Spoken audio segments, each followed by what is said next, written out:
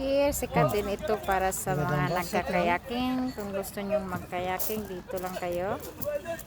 Now is the weather to do that.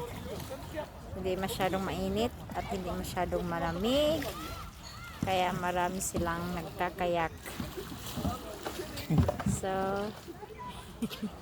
mayroong na-stuck dito na dalawa.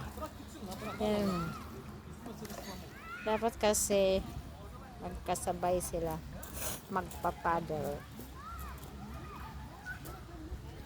Dami na doon.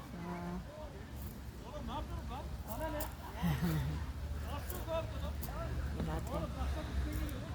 Ang saya-saya nila.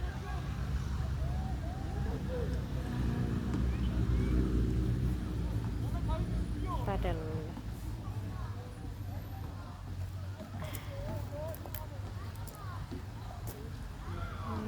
Pupunta sila doon sa pinakamalayo at nanggaling sila doon sa taas.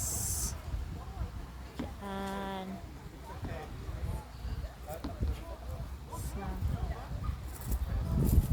Ang ganda-ganda dito, guys.